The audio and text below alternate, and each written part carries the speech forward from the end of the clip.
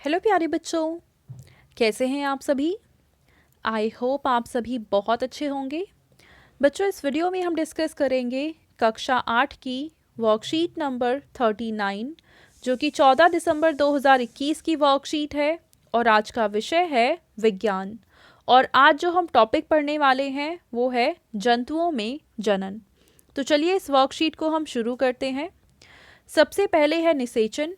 निषेचन वह प्रक्रिया है जहां नर और मादा युग्मक मिलकर यानी कि संलयित होकर एक संरचना बनाते हैं जिसे युग्मनज के रूप में जाना जाता है, जो अंततः भ्रूण में विकसित होता है। तो बच्चों देखो, एक होता है नर युग्मक और एक होता है मादा युग्मक। ये दोनों आपस में संलयित होते हैं। संलयन के बाद जो संरचना बनती है उसको युग्मनज बोलते हैं और युग्मनज का जब थोड़ा विकास हो जाता है तब ये बदल जाते हैं भ्रूण में। ठीक है। जंतुओं में निषेचन की जो प्रक्रिया है वो दो तरीकों से होती है। एक, जहां निषेचन बाहरी रूप से होता है जिसमें अंडाणु और शुक्राणु का संलयन मादा शरीर के बाहर होता है, इसको हम कहते हैं बाहरी निषेचन। और दूसरा निषेचन वो होता है जहां पर शुक्राणु और अंडाणु का संलयन मादा शरीर के अंदर होता है और इसको हम कहते हैं आंतरिक निषेचन। क्या बोलेंगे? आंतरिक निषेचन।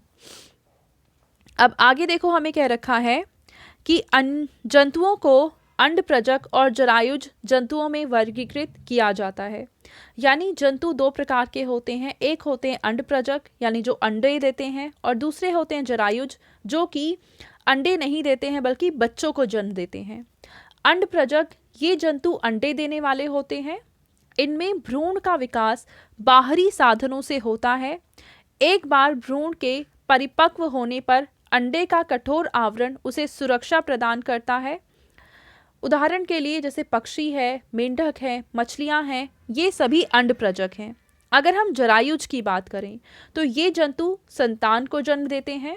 इनमें आंतरिक निषेचन और भ्रूण का विकास मादा शरीर के अंदर ही होता है। उदाहरण के लिए हैं कुत्ते, बिल्ली, मनुष्य आदि। इन सभी में हम देखें तो ये सभी प्राणी संतान को जन्म देते हैं, इसलिए हम इनको कहेंगे जरायुज।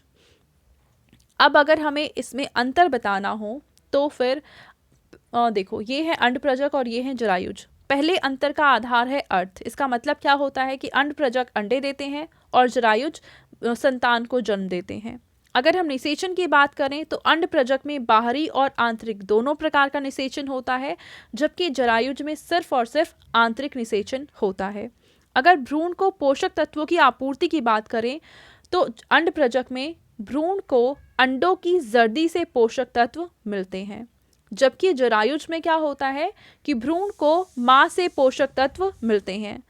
उसके बाद अगर हम देखें जीवित रहने की संभावना, अब चूंकि जो अंडप्रजक हैं वो बाहरी आवरण में रखे जाते हैं तो इनके जीवित रहने की संभावना थोड़ी कम होती है। वहीं अगर हम जरायुज की बात करें तो पोषक और देखभाल माँ के द्वारा प्रदान किया जाता है, तो इसलिए यहाँ पे जीवित रहने की संभावना थोड़ी ज़्यादा होती है। इनके उदाहरण कौन कौन से हैं? अंडप्रजक के उदाहरण हैं मछली, उभयचर, कीट, पक्षी और सरीसृप।